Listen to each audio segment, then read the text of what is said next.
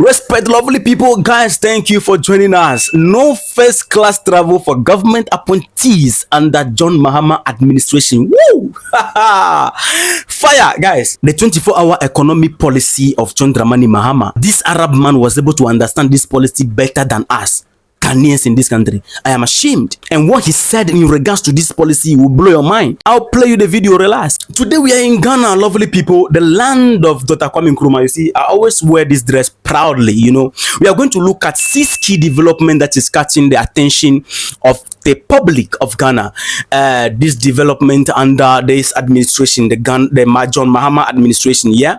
But I must put this on record. Normally, you don't see me talking about Ghana politics or Ghana local politics unless it is connected to other African nations or it is connected to the Sahel, Nigeria or something like that. I talk about it sometimes on other platforms and I do it less than international politics. I decided not to engage too much in the local politics because majority of my Ghanaian youth cannot see things without wearing political glasses. If you are pointing them to something which concerns our dear nation, instead of them to look at it as a citizen, they wear political glasses to see if you are MPP or NDC. They will come in the comment and be dragging you because what you are saying is not in favor of their party. Even if the things you are pointing them to or the things you are saying is in favor of the nation, so long as it doesn't align with their party, they will attack you. They love their individual parties more than the nation. No patriotism in majority of Ghanaians. So please, let me make it clear, this platform is not in any way associated with any political party. We stand for this nation and for the continent. If the government do good, we will talk about it. If the government do bad, we will talk about it. Thank you so much. Let's start with the first one. No first class travel for government appointees. So John Dramani Mahama has announced a ban on first class travel for government appointees, emphasizing that his administration will be marked by modesty and respect for the Ghanaian people. Speaking at the swearing-in ceremony of the newly appointed minister at the Jubilee House on Friday, February 7, 2025, President Mahama revealed that he had instructed the Chief of Staff to formally notify all ministers and government officials about an immediate restrictions on non-essential travel, and the goal of this initiative is to cut government spending. I've asked the Chief of Staff to write to all government appointees that I've imposed a ban on non-essential travel forthwith to cut down expenditure. Any travel that is deemed essential and necessary must be cleared first with the Office of the Chief of Staff, and such travels will have to be undertaken in modesty, no first class. Beautiful initiative, right? I think we need to clap for this. Yeah? Under the former regimes, we saw real mismanagement of public purse. At the time when the nation was in economic crisis and even the former government was confirming it, that was the time President Akufo-Addo was moving in private jets, living luxurious life, and it was estimated that some of his private jet trip costs over $400,000 per trip.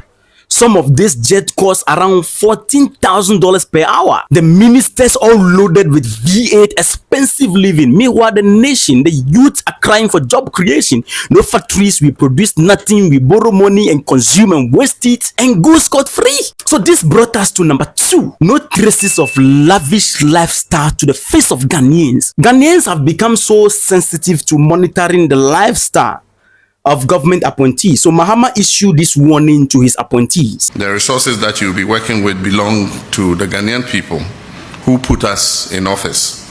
Those resources are not to be wasted on opulence and extravagance. Also, all traces of affluence and lavish lifestyle are to be avoided. Now, number 3, no room for arrogance and pomposity. Mahama additionally warned that his administration will not tolerate arrogance or extravagance. Now, let me put it on record. These are words that we are going to pay attention to, look at it very well and hold him to it. Now, the former government, from the president to the last man, were too arrogant to the Ghanaian people.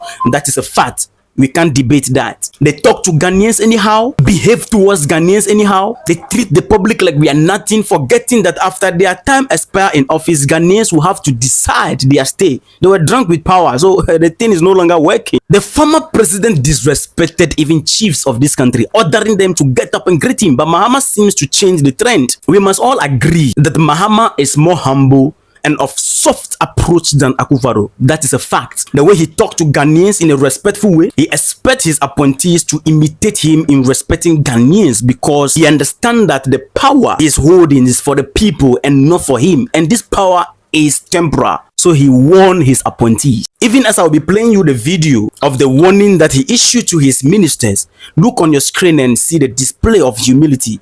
The whole president was standing there. A fellow youth just walked to him and begged him to take his number probably. He collected the mobile phone. And the phone is Yam, you know, we call it Yam here. That the keypad mobile phone, we call it Yam. I don't know who brought that name, but yes, Yam. He collected the Yam and then added his number to it. This can never happen, and that Opana Akufo-Addo, chairman will slap you. What do you mean? You can't even get closer. Relax.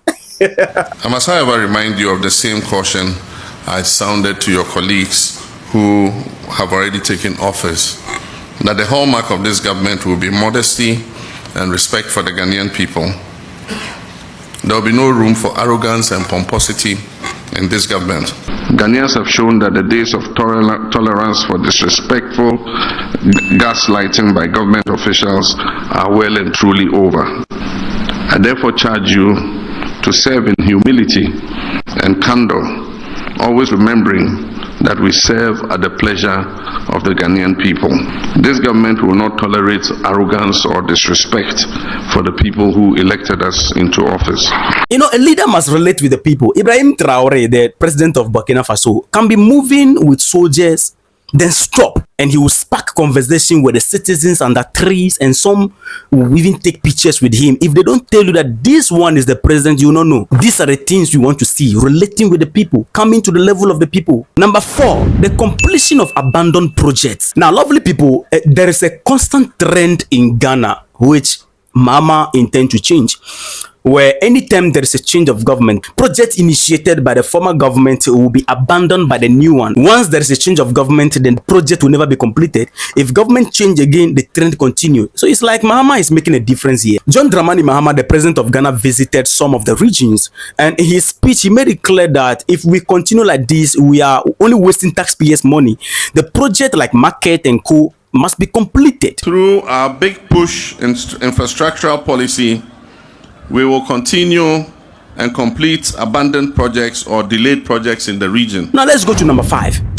Mahama is introducing a code of conduct for government officials. Woo, my goodness.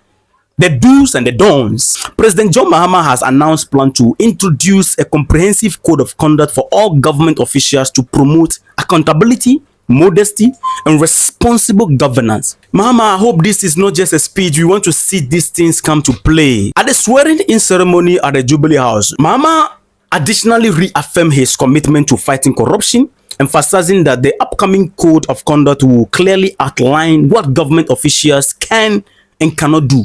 They have to be do's and don'ts. He disclosed that he expects to receive a report from the committee overseeing Operation Recover All Loot oral on the 10th of February. This oral, those of you who don't know about it, this is a committee set to, make sure that all resources looted under the former government should be recovered. So their report will come on board, will come out on the 10th. You can watch the video together. On Monday, I'll be receiving the report of the committee I set up to prepare the way for the implementation of Operation Recover All the Loot oral. Upon receipt of this report, appropriate action will be taken against those who are deemed to have acted against the economic and financial interests of this country through corruption and related acts. While it is all well and good to hold past office holders accountable for their actions, it is even better to prevent the incidence of corruption in the first place. And as I've already indicated many times, I'll be holding all my appointees in this government to the strictest standards of accountability to ensure that the mandate and resources entrusted to us by the people of Ghana go only into working for them and improving their standards of living. Now, this brought us to number 6, a government of service, not exploitation. President Mahama urged his ministers to serve with integrity, reminding them that their role is to improve the life of Ghanaians, not enrich themselves. In his own word, he said, our mission as a government is not to dispose the people of their dignity, livelihood, or opportunities. Rather, it is our duty to build prosperous nations and ensure fair distribution of wealth for all. And his 24-hour economy policy, which majority of us were not understanding. I'm ashamed of the fact that this Arab man that you are saying understand the policy or the 24-hour policy better than us Ghanaians in this country. I'm ashamed. Majority of us are blinded by political affiliation and we criticize this whole thing. But this man you are seeing is the boss of Arab Bank, and the Arabs are interested in investing in this policy of John Mahama, the 24-hour economy. Listen to this, what the man said. The 24-hour economy plan is not just a policy shift, it is a game changer.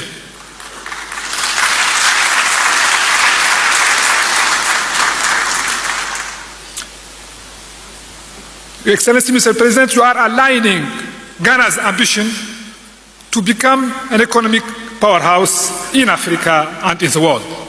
Congratulations, Mr. President. By extending business operation beyond traditional hours, this plan has the potential to boost productivity, create millions of jobs, and position Ghana as a regional hub for trade and investment. Excellencies, ladies and gentlemen, at the Arab Bank for Economic Development in Africa, BADEA, we strongly believe in investing in economies that give priority to productivity, innovation, and integration.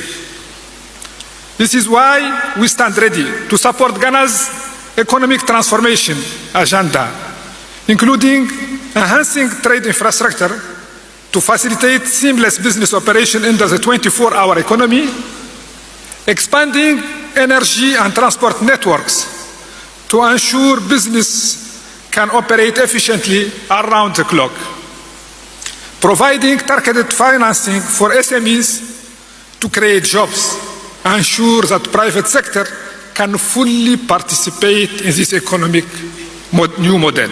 So lovely people, these are the 6 key initiative coming from John Dramani Mahama to Ghanaians, and these are words, and then we are going to hold him to it. These are theory. Let's see if the practical will be on board. But let me know your thought in the comment.